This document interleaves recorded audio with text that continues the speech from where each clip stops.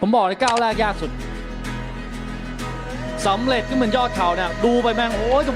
จะถึงไหมวะเนี่ยก้าวแรกยากสุดครับแต่ทุกอย่างเริ่มด้วยก้าวแรกก้าวสองไม่มาถ้าไม่ก้าวแรกมีบอสสอนคือภาษาอังกฤษคือแบบมีความกล้าในการเริ่ม the brain to learn แต่ว่าคุณจะไม่วันพลาดรอบสองผมบอกระหว่างทางไปปีนเขาเนี่ยมันไม่ใช่เส้นตรงอยู่แล้วแล้วคุณจะเจอหลายๆอย่างที่คุณไม่เคยทำมาก่อนอ่ะวันหนึ่งต้องจับปลามากินเพราะไม่มี